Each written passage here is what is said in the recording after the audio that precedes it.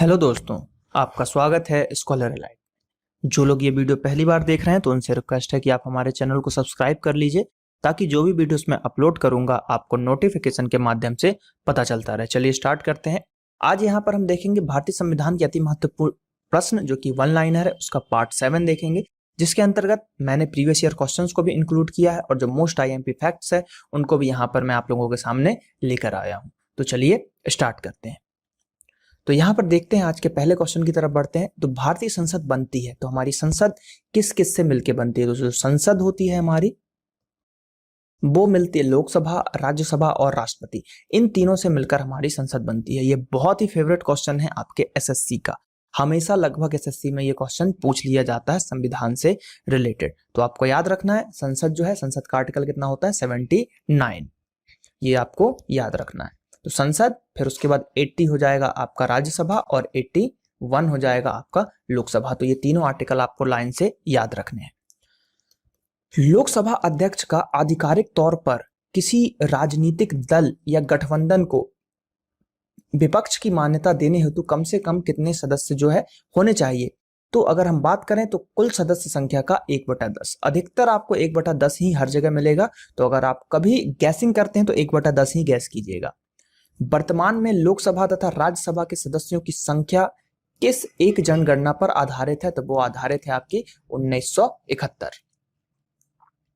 कौन लोकसभा तथा राज्यसभा के संयुक्त अधिवेशन की अध्यक्षता करता है? तो वो करता है हमारा लोकसभा अध्यक्ष, आर्टिकल 118 के तहत।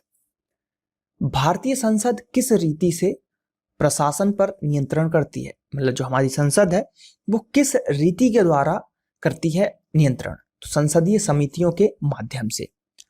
अध्यक्ष सदन के किसी भी सदस्य को बोलने से रोक सकता है और अन्य किसी सदस्य को बोलने दे सकता है। यह घटना कहलाती है, यह कहलाती है बैठ जाना, यील्डिंग द फ्लोर। राज्यसभा सदस्य चुने जाते हैं, ठीक है। तो राज्यसभा के जो सदस्य चुने जाते हैं कैसे? राज्य की विधानसभाओं के द्वारा। राज्यसभा में राज्यों को प्रतिनिधित्व किस आधार पर दिया जाता है? तो वह दिया जाता है राज्य की जनसंख्या के अनुपात में, यानी कि जितनी जिसकी जनसंख्या है उस हिसाब से उसके प्रतिनिधित्व को दिया जाएगा। राज्यसभा में 1/3 सदस्य प्रति 2 वर्ष पर अवकाश ग्रहण करते हैं, यानी कि 1/3 लोग प्रति 2 वर्ष, हर 2 साल में रिटायरमेंट यहां पर ले लेते हैं। तो ये जो है, देखिए आपको लग रहा होगा जब आप इस सीरीज को देख रहे हो कि यार सर वही क्वेश्चन घूम घूम के आ रहे हैं, तो ये क्वेश्चन वही है, मैं मान रहा हूं कि वही क्वेश्चंस हैं, लेकिन क्वेश्चन को यहाँ पर पूछे जाने का तरीका अलग है। एक ही क्वेश्चन को एग्जाम जो है 10 तरीके से पूछती है आप लोगों के सामने और हम कंफ्यूज हो जाते हैं। अभी वही पूछता है कि प्रति 2, उसको उल्टा पूछ लेगा कि प्रति 2 वर्ष कितने लोग रिटायर्ड हो जाते हैं? तो 1/3 होंगे। अब उसने उल्टा पूछ लिया कि 1/3 लोग कितने में रिटायर्ड होते हैं।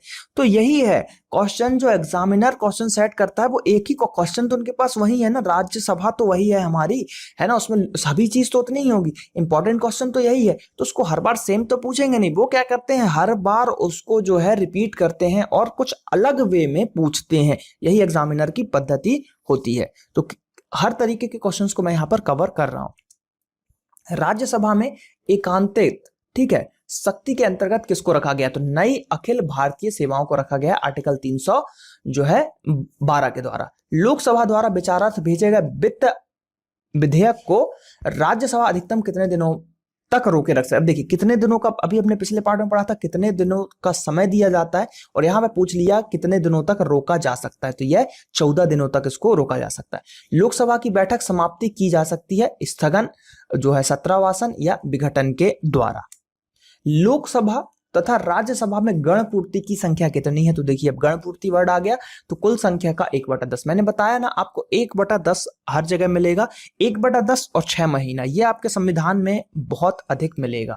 तो कभी भी अगर आप गैसिंग करते हैं, एग्जाम्स में नहीं बन रहा है कोई क्वेश्चन और नेगेटिव मार्किंग नहीं है, तभी आपको गैस लगाना है, ठीक है। नेगेटिव मार्किंग है तब तो आपको छूना ही नहीं है, क्वेश्चन जो बने वही लगाना है। तो इसका आंसर हो जाएगा 1/10। लोकसभा द्वारा पारित किसी संविधान संशोधन विधेयक को उच्च सदन राज्यसभा अस्वीकार कर दे तो विधेयक अंतिम रूप से समाप्त हो जाता है, एक्सेप्ट आपका धन विधेयक। धन विधेयक को छोड़कर, धन विधेयक में वो किसी राज्यसभा से कोई रिलेशन नहीं है उसका, बस उसके पास जाएगा, ठीक है, धन विधेयक। किस प्रस्ताव का संबंध घिए बजट से है तो वो है कटौती प्रस्ताव। कौन सी शक्ति लोकसभा को राज्यसभा की तुलना में अनन्य रूप से जो है प्राप्त है? वो देखिए, पहला है धन विधेयक, केवल लोकसभा में प्रस्तुत किया जाता है या जा सकता है। धन विधेयक के निरस्तीकरण अथवा संशोधन के संबंध में, और मंत्रिपरिषद के उत्तरदायित्वों के संबंध में। तो ये जो तीन चीजें हैं वो लोकसभा को ज्यादा पावरफुल बनाते हैं राज्यसभा से।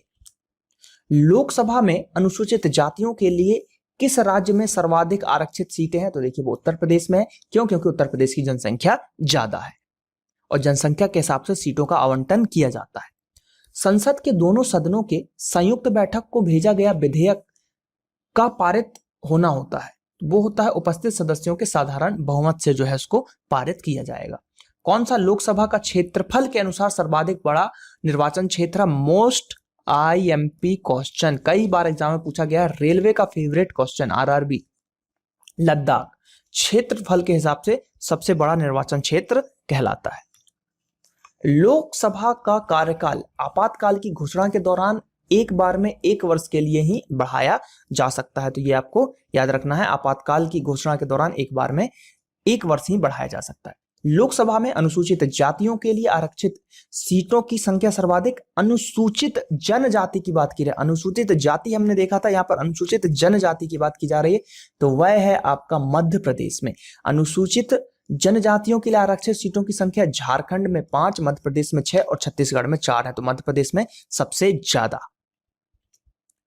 अंतरराष्ट्रीय संधियों को भारत के किस भाग या संपूर्ण भारत में लागू करने के लिए संसद कानून बना सकती है? तो बिना किसी राज्य की सहमति से यहां पर बना सकती है।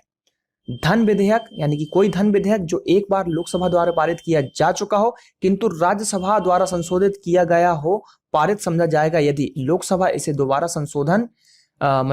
संशोधन को स्वीकार या अस्वीकार करते हुए पारित कर दे। तो ये चीजें यहाँ पर पारित हो जाएगा। राज्यसभा कुछ भी बोले, जो लोकसभा चाहेगी धन विधेयक के बारे में वो लोकसभा से ही मान्य होगा।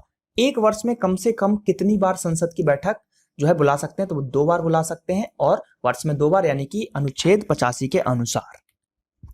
किस राज्य का लोकसभा और राज्यसभा के प्रतिनिधित्व सबसे अधिक है? तो ये देखिए उत्तर प्रदेश ही जाएगा, क्योंकि जनसंख्या की दृष्टि से वो ज्यादा है। भारतीय संसद के दोनों सदनों की संयुक्त बैठक किस संबंध में होती है? भारतीय संसद के दोनों सदनों, ठीक है, दोनों सदनों की बात की जा रही है, तो बैठक किस संबंध? तो ये होती है साधारण विधेयक जो है आपका 108, ये, और ये कौन बुलाता है? राष्ट्रपति 108 आर्टिकल के तहत दोनों सदनों की संयुक्त बैठक बुलाता है, और उसकी अध्यक्षता कौन करता है? उसकी अध्यक्षता करता है लोकसभा का अध्यक्ष। ठीक है, तो ये आपको याद रखना है, बुलाता राष्ट्रपति है लेकिन अध्यक्षता करता है लोकसभा का अध्यक्ष। किन राज्यों में अनुसूचित जनजातियों के लिए लोकसभा में स्थान आरक्षित नहीं है? अनुसूचित जनजातियों के लिए केरल, बिहार और तमिलनाडु, इन राज्यों में अनुसूचित जातियों के लिए, जनजातियों के लिए नहीं है। सबसे ज्यादा MP में 6 सीट, ठीक है, और झारखंड में आपका 5 सीट था, ये आपको याद रखना है। तो यहां पर जो है देखिए 1 लाइनर क्वेश्चन की ये सीरीज आपकी समाप्त होती है। जल्द ही इसका अगला पार्ट आएगा, तो आपको क्या करना है कि इन सीरीज को देखना है, डिटेल पार्ट को भी देखना है, ऑब्जेक्टिव को भी देखना है और 1 लाइनर को भी देखना है। इसमें आपके जितने भी डाउट हैं, जितने भी पॉलिटी से रिलेटेड डाउट है, वो पूरा आपका यहाँ पर क्लियर हो जाएगा। तो आई होप कि ये वीडियो आपको अच्छा लगा होगा। तो चलिए मिलते हैं इसके और कुछ पार्ट में। Thank you. जय हिंद, जय भारत।